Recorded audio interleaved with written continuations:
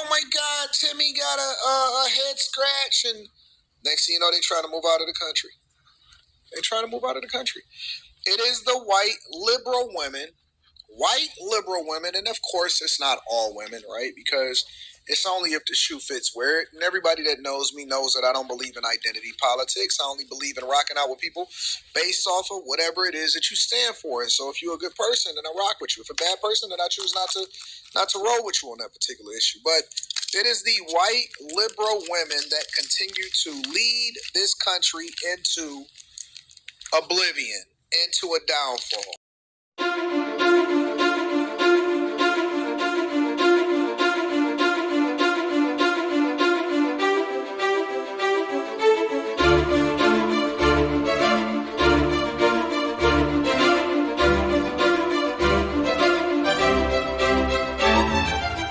Masculinity.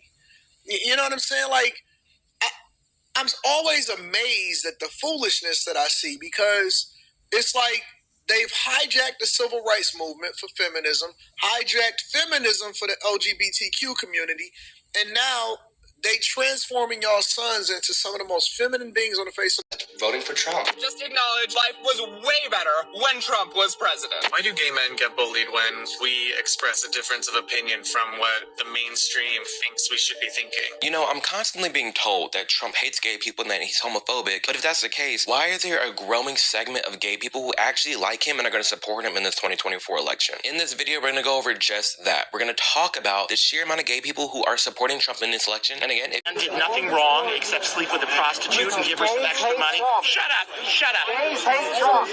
Well, I'm gay and I love Trump. Shut the fuck up. Trump has always supported gay rights. He appointed Richard Grenell as head of U.S. intelligence, the first openly gay man to ever be in a presidential cabinet and to hold that position. He also appointed Judd Deere, whom I used to correspond with as his assistant press secretary, who was another openly gay man. And I will always and forever support Trump. I am praying he will not go to jail. But regardless of that, I'm voting for him in November 2024. The man did nothing wrong except... Mr. President. Case for Trump. You don't look good.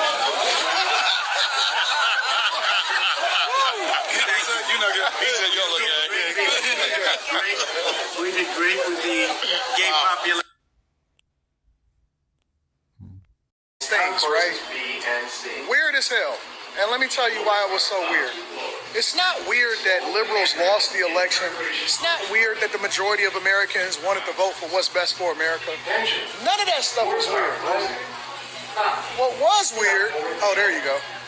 What was weird was the fact that when I seen all of these people that were capitalizing the state of what America was, and as I got into the conversation, it was all mostly white women and white men. Majority white women and white men. Now, you know I needed to ask the questions, because I'm like, how are you guys running in the Victim Olympics? Tell me it's not true. You know, I'm so used to, and this is why y'all got to start getting outside of y'all comfort zone and going outside, and as my girl Molly likes to say, touch grass.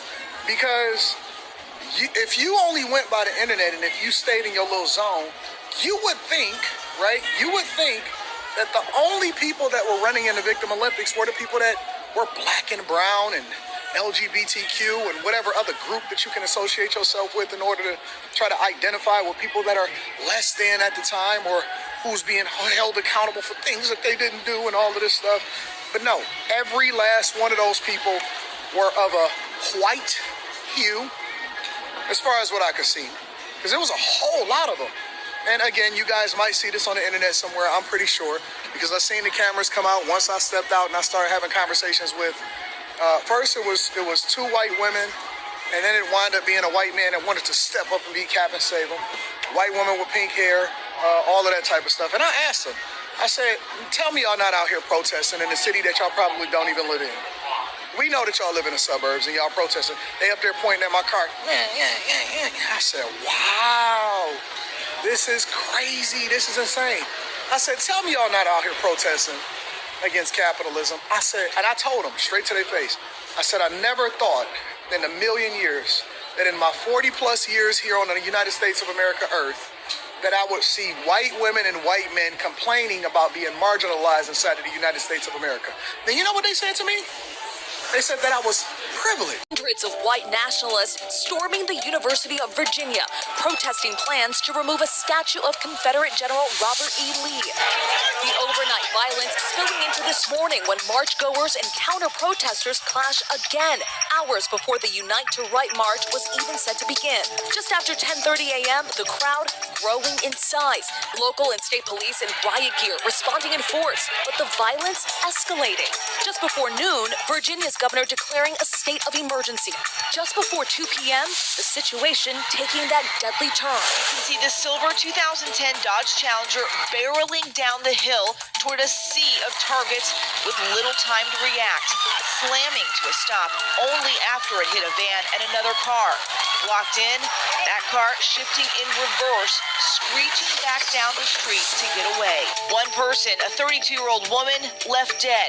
19 more rushed to the hospital, 5 in critical condition. The suspected driver, 20-year-old James Alex Fields Jr., is behind bars. The first response from the White House came not from the president, but the First Lady. She tweeted, "Our country encourages freedom of speech, but let's communicate without hate in our hearts." We condemn in the strongest possible terms this egregious display of hatred, bigotry, and violence on many sides. On many sides. Senator Ted Cruz put out his own statement calling the attack a grotesque act of domestic terrorism. Senator John McCain tweeted, "White supremacists aren't patriots, they're traitors." Racism is evil, and those who cause violence in its name are criminals and thugs. But you had many people in that group other than neo-Nazis and white nationalists, okay? And the press has treated them absolutely unfairly. Now, in the other group also, you had some fine people, but you also had troublemakers. I think if we continue to create jobs at levels that I'm creating jobs, I think that's going to have a tremendously positive impact on race relations.